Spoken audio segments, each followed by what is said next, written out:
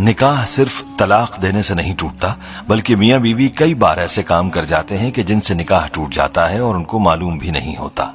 آج کی ویڈیو میں ہم آپ کو 7 ایسے کاموں کے بارے میں بتانے والے ہیں کہ جن کی وجہ سے نکاح خود بخود ٹوٹ جاتا ہے۔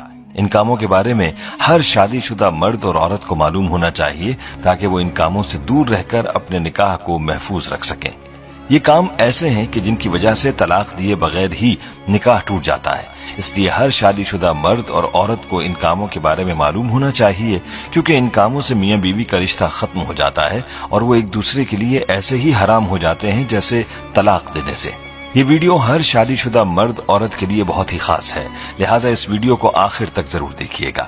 ویڈیو میں آگے بڑھنے سے پہلے آپ سے گزارش ہے کہ اگر آپ نے ہمارا چینل سبسکرائب نہیں کیا ہوا تو ابھی ہمارے چینل کو سبسکرائب کریں اور ساتھ موجود بیل آئیکن کو بھی کلک کریں تاکہ ہماری آئندہ ویڈیوز کا نوٹیفیکیشن آپ کو ملتا رہے۔ ویڈیو کو لائک اور شیئر کریں، اور ہماری تمام بہنوں اور بھائیوں سے گزارش ہے کہ درود پاک کی برکت سے ہونے والی دعا میں شامل ہونے کے لیے اپنا نام کامنٹ سیکشن میں ضرور لکھیں اور ہماری درود پاک کی محفل کا حصہ بنیں۔ دوستو، میاں بیوی کو چاہیے کہ ان 7 کاموں سے ہمیشہ دور رہیں، کہیں ایسا نہ ہو کہ ان کا نکاح ٹوٹ جائے اور ان کو پتہ ہی نہ چلے اور وہ ایک دوسرے کے لیے حرام ہو جائے۔ یاد رہے کہ نکاح اللہ کا حکم اور نبی پاک صلی اللہ علیہ وآلہ وسلم کی اہم سنت ہے۔ نکاح کی اہمیت پر بھی ہم بات کریں گے، لیکن پہلے آپ کو ان 7 کاموں کے بارے میں بتاتے ہیں کہ جن سے نکاح بغیر طلاق ہی کے ٹوٹ جاتا ہے، مطلب یہ کہ میاں بیوی کا رشتہ اپنے آپ ہی ختم ہو جاتا ہے۔ نمبر 1، خلا لینے پر۔ دوستو، جس طرح مرد کو اللہ نے یہ حق دیا ہے کہ وہ عورت کو طلاق دے سکتا ہے، تو اسی طرح سے عورت کے پاس بھی یہ حق ہوتا ہے کہ اگر وہ کسی وجہ سے اپنے شوہر کے ساتھ نہ رہنا چاہے تو وہ خلا لے سکتی ہے۔ اس مقصد کے لیے وہ وقت کے قاضی یا عدالت کے ہاں اپنا کیس پیش کرے گی اور قاضی اس بات کا فیصلہ کرے گا کہ خلا حق بجانب ہے اور اس پر عمل درآمد ہو گیا ہے، تو اس کے بعد میاں بیوی ایک دوسرے پر حرام ہو جائیں گے۔ نمبر 2، ایلا۔ دوستو، اب آپ کے ذہن میں سوال ہوگا کہ یہ کیا ہے؟ تو ایلا اس کو کہتے ہیں کہ شوہر اپنی بیوی کے ساتھ ہم بستری نہ کرنے کی قسم کھا لے تو ایسی صورت میں بیوی اپنے شوہر سے علیحدگی اختیار کر سکتی ہے اور وہ طلاق کے بغیر ہی ایلا کر سکتی ہے۔ نمبر 3، کسی ایک کی موت ہو جانے پر۔ پیارے دوستو، اگر کسی حادثے میں یا پھر کسی بھی وجہ سے اگر شوہر فوت ہو جاتا ہے تو اس کی بیوی کا اپنے شوہر سے نکاح خود بخود ہی ٹوٹ جاتا ہے۔ اسی طرح سے اگر بیوی فوت ہو جائے تو اس کے شوہر کا اپنی بیوی سے نکاح ٹوٹ جاتا ہے۔ تو معلوم ہوا کہ کسی ایک فریق کے فوت ہو جانے سے میاں بیوی کا نکاح خود بخود ہی ٹوٹ جاتا ہے۔ نمبر 4، اسلام چھوڑنے پر۔ دوستو، اگر میاں بیوی میں سے کوئی ایک بھی اسلام کو چھوڑ کر کوئی دوسرا مذہب اختیار کر لیتا ہے تو ایسی صورت میں بھی نکاح ٹوٹ جاتا ہے، چاہے میاں اسلام کو چھوڑے یا بیوی اسلام سے خارج ہو جائے تو نکاح باقی نہ رہے گا اور بغیر طلاق ہی میاں بیوی کا نکاح ختم ہو جائے گا۔ اگر اسلام چھوڑ دینے کے بعد بھی میاں بیوی ایک ساتھ رہتے ہیں تو ان کا آپس کا یہ تعلق جائز نہیں رہتا، بلکہ یہ تعلق حرام ہو جاتا ہے۔ نمبر 5، کسی ایک کے لاپتہ ہونے پر۔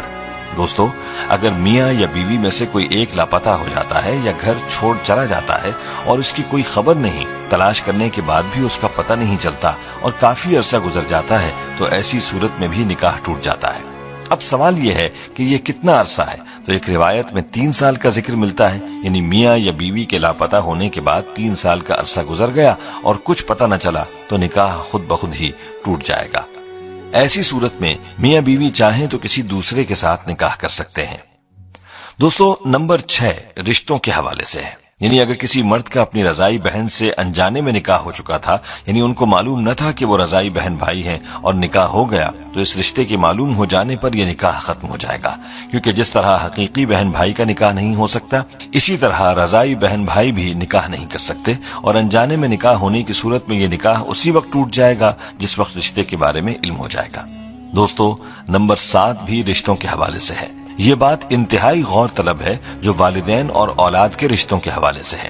دوستو، اگر بیٹا یا بیٹی 9 سال کی عمر کو پہنچ جائیں تو ماں باپ کو چاہیے کہ وہ ان کو اپنے پاس نہ سلائیں، یعنی باپ بیٹی کو اپنے پاس نہ سلائے جب وہ 9 سال کی ہو جائے اور ماں اپنے بیٹے کو اپنے پاس نہ سلائے جب وہ 9 سال کا ہو جائے، بلکہ ان کے ساتھ پیار کرنے میں بھی احتیاط کریں اور ان کے جسم کو اپنے جسم سے دور رکھیں، کیونکہ اگر باپ اور بیٹی کے قریب ہونے سے باپ کی شہوت یا بیٹی کی شہوت جاگ گئی تو میاں بیوی کا رشتہ ٹوٹ جائے گا۔ اور یہی صورت ماں اور بیٹے کی ہے کہ اگر ماں اور بیٹا ایک دوسرے کے قریب ہوئے اور ان کی شہوت جاگ گئی تو بھی نکاح ٹوٹ جائے گا۔ اس لیے چاہیے کہ اس حوالے سے بہت احتیاط کی جائے۔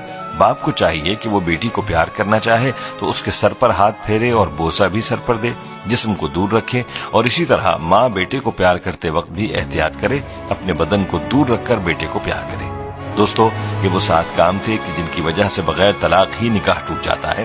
اس لیے میاں بیوی کو چاہیے کہ ان کاموں سے دور رہیں، ورنہ ان کا نکاح ٹوٹ جائے گا اور وہ ایک دوسرے کے لیے حرام ہو جائیں گے۔ پیارے دوستو، یہاں ہمیں اپنے بارے میں خود ہی سوچ لینا چاہیے کہ کیا ہم ان کاموں میں سے کسی کے مرتکب تو نہیں ہوئے، اور اس حوالے سے مزید تفصیلات کے لیے ہمیں چاہیے کہ مفتی حضرات سے پوچھ لیں۔ دوستو، نکاح کی اسلام میں بڑی اہمیت ہے۔ یاد رہے کہ ہمارے پیارے آقا حضور اقدس صلی اللہ علیہ وآلہ وسلم نے نکاح کو اپنی سنت قرار دیا ہے۔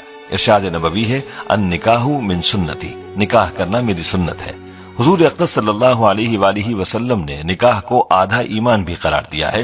جو کوئی نکاح کرتا ہے تو وہ آدھا ایمان مکمل کر لیتا ہے اور باقی آدھے دین میں اللہ سے ڈرتا رہے۔ مذکورہ احادیث سے نکاح کی اہمیت کے بارے میں واضح ہوتا ہے کہ نکاح انسانی فطرت کا تقاضا بھی ہے، اور ساتھ میں ہمارے آقا صلی اللہ علیہ وآلہ وسلم کی مبارک سنت بھی ہے۔ نکاح کے لیے 2 فریقین یعنی لڑکا اور لڑکی کا ہونا لازم ہے۔ پیارے دوستو، اسلام نے نکاح سے جو فکر اعتدال اور نظریہ توازن پیش کیا ہے وہ نہایت جامع اور بے نظیر ہے۔ اسلام کی نظر میں نکاح محض انسانی خواہشات کی تکمیل اور فطری جذبات کی تسکین کا نام نہیں ہے۔ انسان کی جس طرح بہت ساری فطری ضروریات ہیں، بس اسی طرح نکاح بھی انسان کی ایک اہم فطری ضرورت ہے۔ اس لیے اسلام میں